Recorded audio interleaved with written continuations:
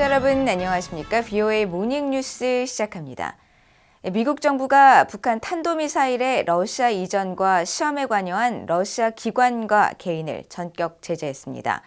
북한과 러시아 간 무기 이전에 대한 추가 조치를 취하는 데 주저하지 않을 것이라는 점을 분명히 했습니다.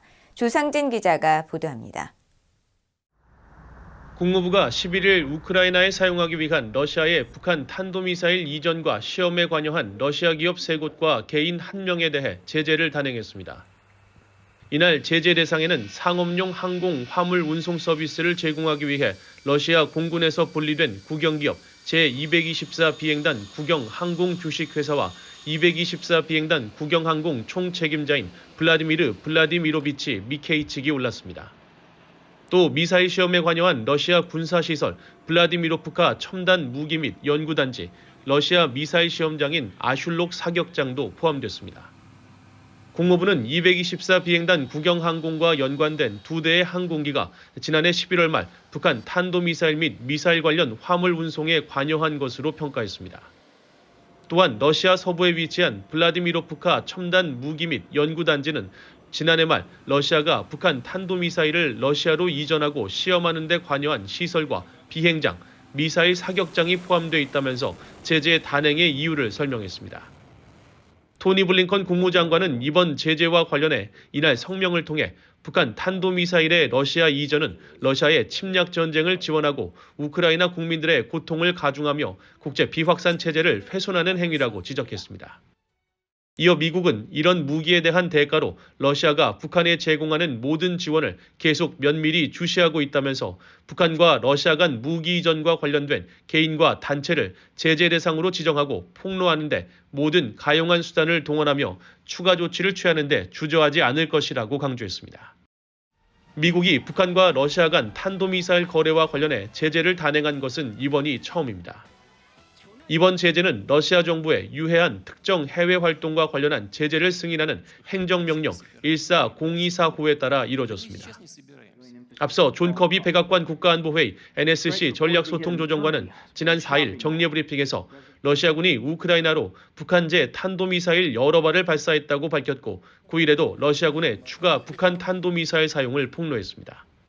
And then on January 6th, since then, Russian forces again launched multiple North Korean ballistic missiles into Ukraine. We're still assessing the impacts of these strikes, but we can confirm that at least one of them landed in Kharkiv. 이에 대해 바실리 네벤자 유엔 주재 러시아 대사는 10일 유엔 안보리 회의에서 미국은 미리 확인하는 수고를 거치지 않고 잘못된 정보를 퍼뜨리고 있다고 주장하면서 반발했습니다. VOA 뉴스 조상진입니다. 북한이 러시아와의 무기 거래 사실을 부인한 데 대해 한국 통일부가 무기 거래 사실은 명백하다면서 일축했습니다.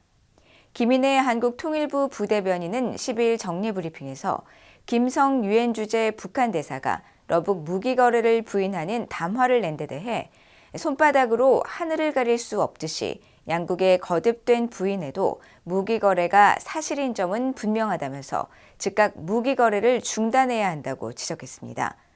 이어 북한이 무기 거래에 대해 명확한 부인을 회피했다고 지적하면서 러북 간 무기 거래는 유엔 안보리 대북 제재 위반이며 국제사회의 규범을 훼손하는 불법적 행위라고 비판했습니다.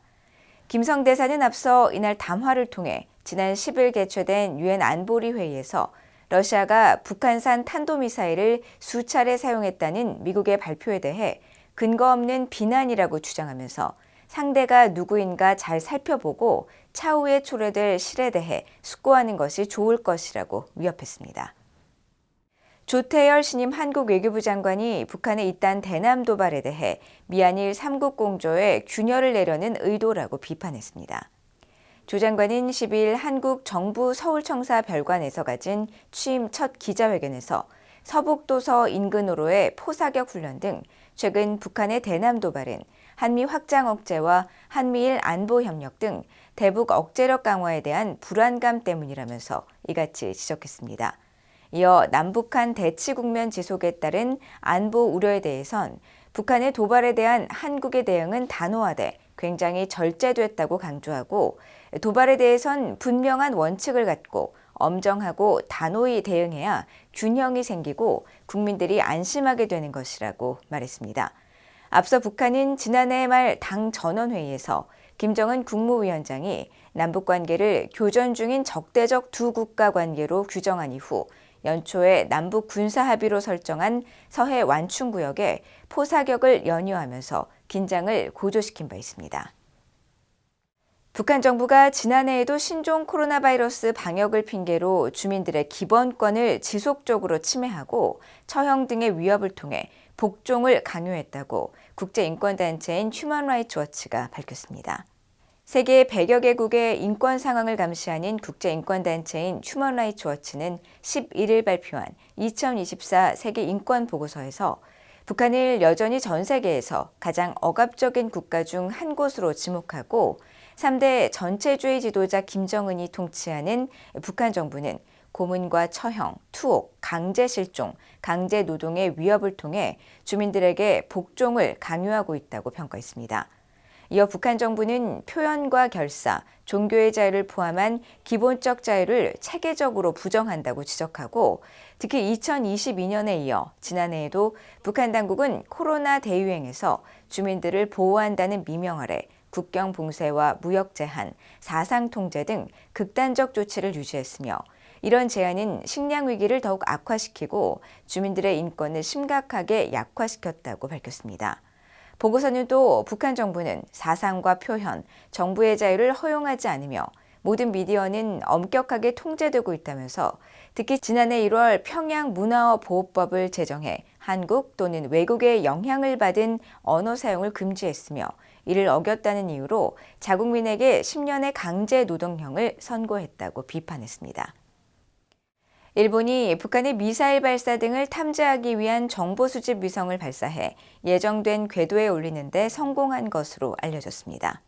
일본 내각산하 위성정보센터와 위성 제작사인 미쓰비시 중공업은 12일 가고시마현 다네가시마 우주센터에서 정보 수집 위성을 탑재한 H-2A 로켓을 발사했으며 발사 약 20분 후 광학 8호기를 예정된 궤도에 올리는데 성공했다고 밝혔다고 일본 NHK 방송과 AP통신 등 언론들이 이날 보도했습니다.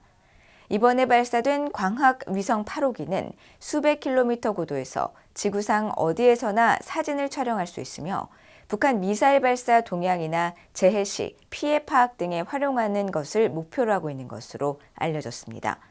이번 발사 성공에 대해 야스다 히로키 위성정보센터장은 일본을 둘러싼 안보 환경이 점점 더 심각해지고 불확실해지며 자연재해 위험이 커지는 상황에서 정보위성은 외교와 국방, 안보는 물론 재난 대응 목적에도 매우 중요한 만큼 정보 역량을 꾸준히 강화해 나갈 것이라고 강조했다고 일본 언론들은 전했습니다.